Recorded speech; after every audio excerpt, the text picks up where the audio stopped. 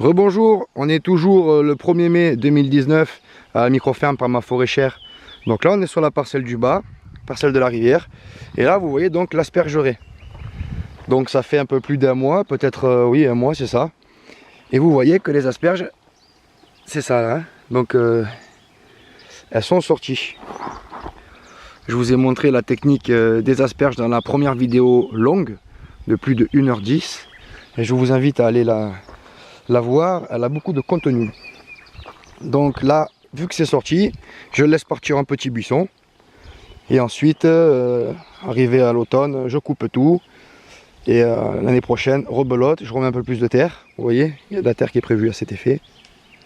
Et dans 3 ans, on pourra commencer à manger donc les asperges violettes. En parlant d'asperges, vous voyez, tout ça c'en est. Tout ce que vous voyez là c'est de l'asperge. J'ai de l'asperge de partout là.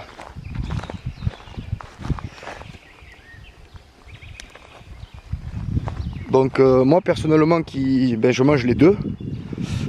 Mon penchant va vers l'aspergette. Mais là comme vous pouvez le voir, quand ça fait comme ça là, ça ressemble un peu à une griffe mais en vert.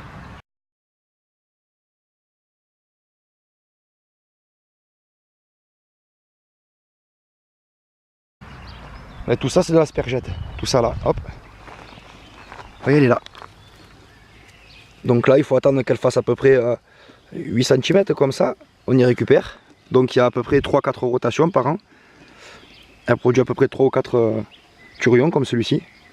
Il faut le faire bouillir, pareil comme les asperges normales que vous mangez, les blanches ou les vertes. Donc voilà, c'est pour le côté de coin, le petit coin asperges. Donc j'en ai, je crois, des milliers de pieds là d'asperges. Je ne sais pas trop pourquoi ça pousse aussi bien ici. Je sais pas. Donc là vous voyez, on est toujours dans les greffes. Beaucoup de greffes. Donc il y a beaucoup de greffes de pommiers, du prunier, du cerisier. On greffe, on soigne un peu les arbres, les petites chenilles. Donc moi, mon choix il est vite fait. Hein. J'ai eu l'occasion de pouvoir essayer différents types de greffes. Et vraiment celle qui me convainc le plus, c'est la greffe en couronne. Elle fonctionne à tous les coups. Donc il y a une vidéo qui va venir là, dans peu de temps, avec justement la méthode de greffe.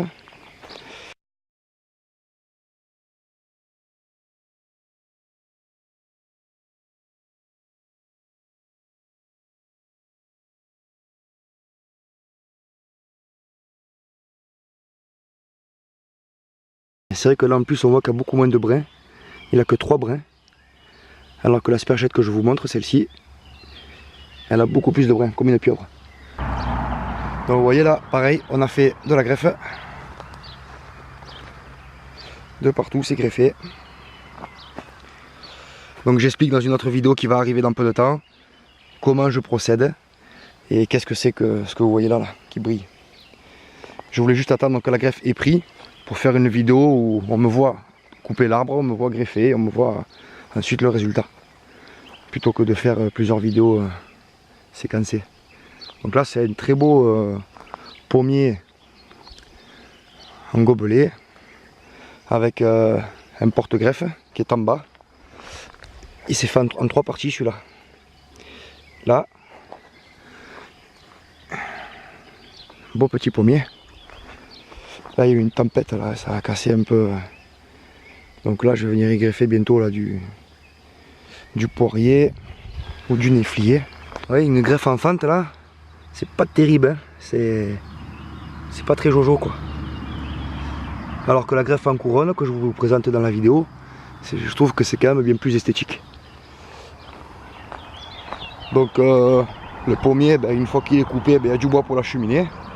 Comme vous pouvez le voir, j'ai broyé, donc je garde le reste en fruitier. Je garde le reste pour faire du BRF. On arrive très rapidement à avoir de belles quantités de BRF avec des petites coupes comme ça. Là, c'est que de l'asperge de partout.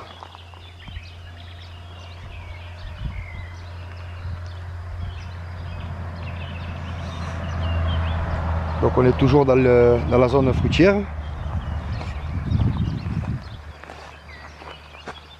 Et là je suis en train de mettre les protections anti-ravageurs.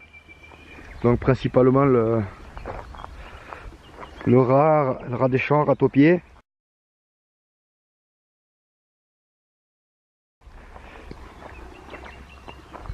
Mais surtout et avant tout le ragondin.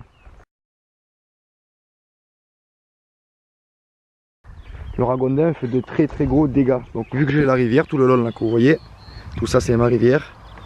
Vous voyez, ça donne ça, ragondin.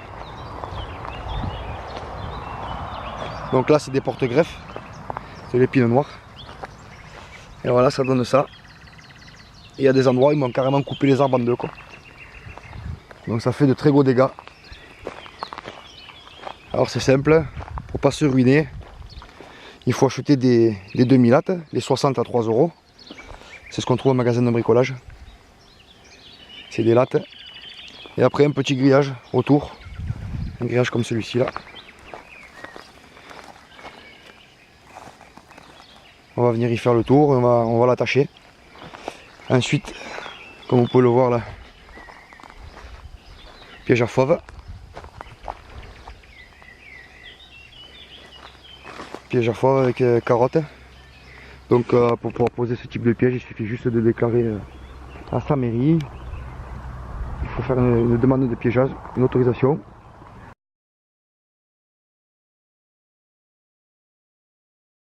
En tant que particulier. Le ragondin fait partie des nuisibles à réguler. Donc il n'y a pas de souci à ce niveau-là. Un particulier, même s'il n'est pas chasseur, il peut très bien réguler le ragondin. Moi c'est pour aller le relâcher. Il y a une réserve un peu plus loin là.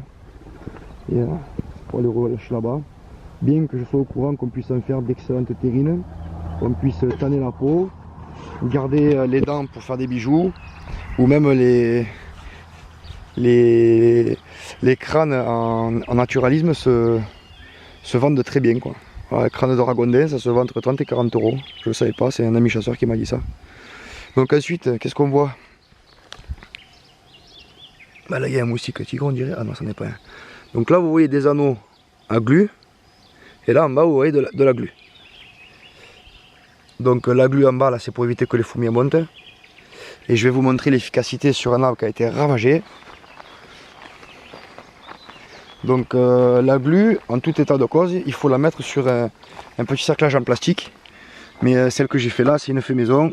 Elle va durer que 2 mois à peu près. Donc elle va partir. Vous voyez un peu ce que vous voyez là, c'est des pucerons qui sont élevés par les fourmis. Les fourmis, elles croquent un peu le tronc là. Il y a de la sève. Et on prend un très gros retard sur les bourgeons. Ici c'est envahi de pucerons normalement. Du coup, il y a de fortes chances d'avoir une année de perdu là, sur la croissance du petit fruitier. Donc pour déstabiliser le puceron, il faut pulvériser une solution à base de purin d'ortie. Ça va très bien, purin d'ortie. Il ne retrouve pas ses odeurs. Ensuite vous mettez l'anneau pour les pucerons. Et ensuite vous mettez la colle qui empêche les fourmis de monter. Et là vous voyez, il n'y a plus du tout de pucerons. Voilà comment on se débarrasse des pucerons pour une période d'à peu près 3 mois. Donc maintenant on va commencer à mettre les protections.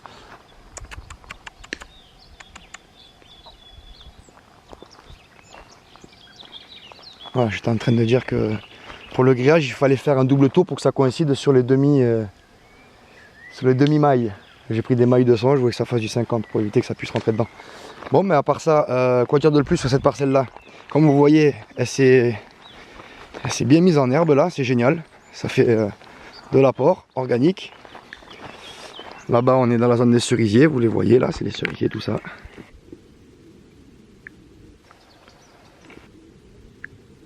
Là on a planté de la fève.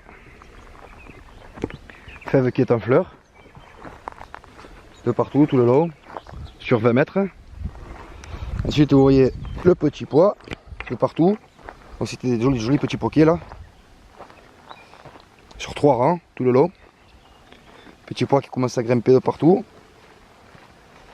Et comme vous le voyez, je suis obligé de venir désherber autour à la main, arracher à la main. Parce que ça repousse à une vitesse folle. C'est assez gênant.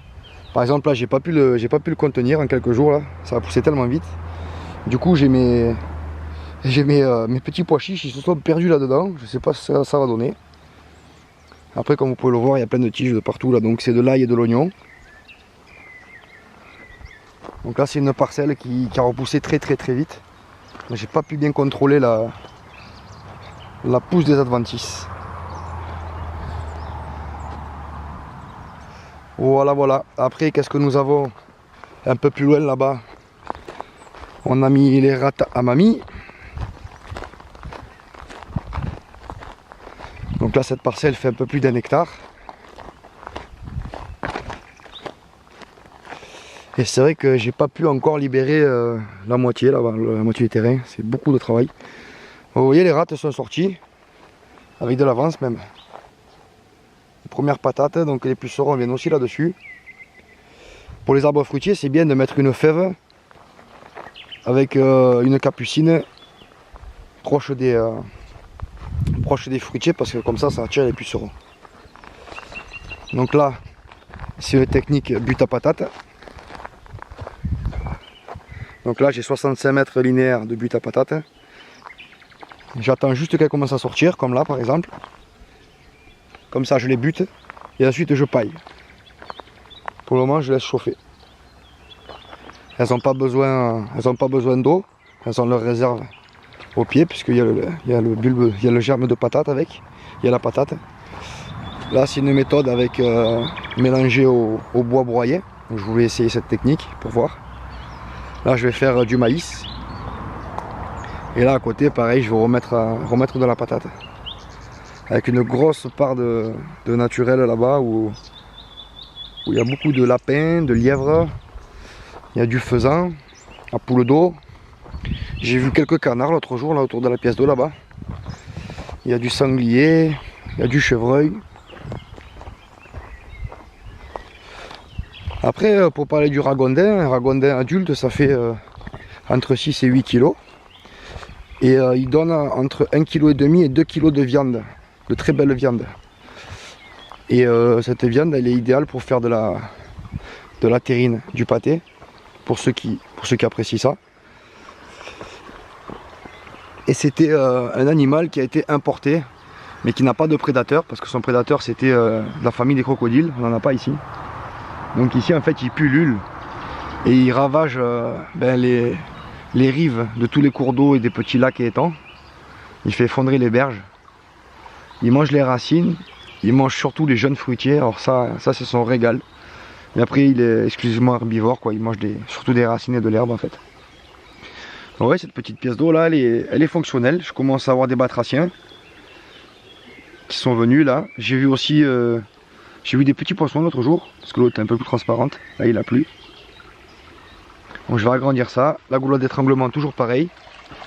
Le débit clair, le couloir. La petite cascade.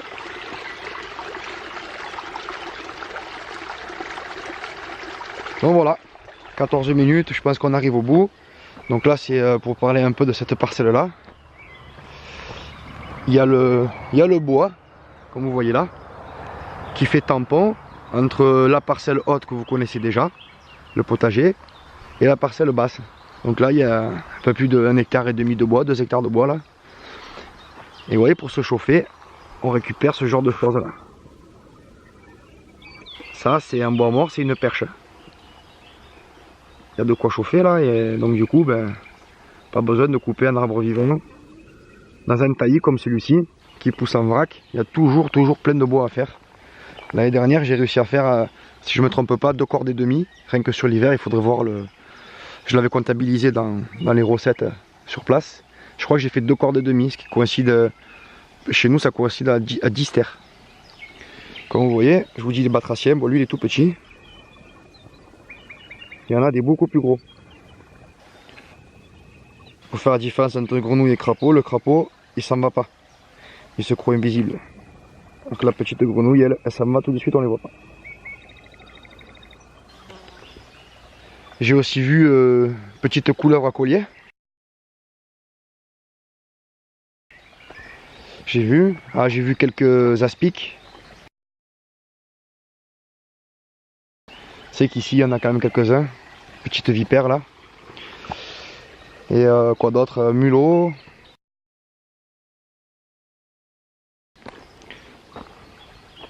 Les souris. Il y a de tout. Des écureuils aussi. J'ai pas mal d'écureuils. Ils sont assez gros les écureuils. On les voit dans les arbres. Ça saute de branche en branche.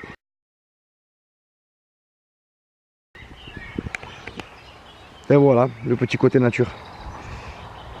Et quoi rajouter à ça? Ben, éventuellement, si je peux vous dire aussi une petite chose pour clôturer cette vidéo dans la sympathie. Quand vous avez des jeunes pousses de... Bon, quasiment toutes les jeunes pousses sont comestibles, quasiment. Mais enfin là, ce que je vous montre là, et moi ce que je voulais vous montrer, c'était les jeunes pousses de... Ah là, il y en a, voilà. Quand c'est vert là, comme ça là, que les épines elles piquent pas encore, vous pouvez le casser là. J'aurai pas le temps de le faire, j'ai plus de batterie. Vous pouvez le casser, l'éplucher et grignoter un peu le verre. Voilà, ça peut en situation de survie, quoi, je puis dire ici. Ça peut apporter un petit peu d'eau et quelques nutriments. Voilà, c'est un petit goût de mûr. C'est astringent plutôt. Voilà, voilà. Bah, écoutez, je vous laisse sur ces belles images.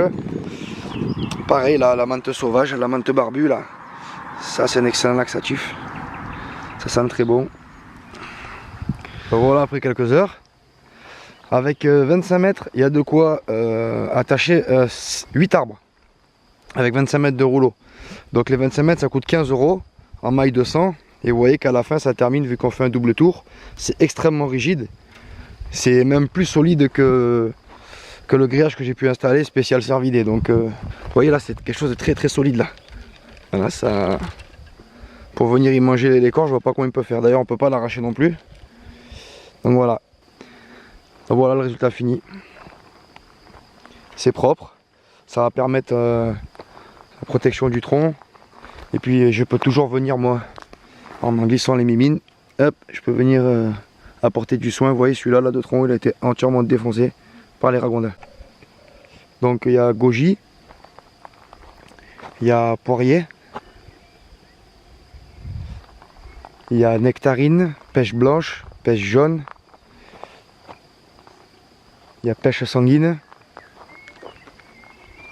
prune, pomme, poire, quetch, figue, noisette, 3 variétés de cerises. Et je dois en oublier sans doute 1 ou 2. Voilà. On a fait le tour des variétés, il doit y avoir une trentaine d'arbres. C'est que le début parce que là on va commencer à planter les noyaux. Bon ben les permas, je vous dis à une prochaine vidéo. Ciao ciao.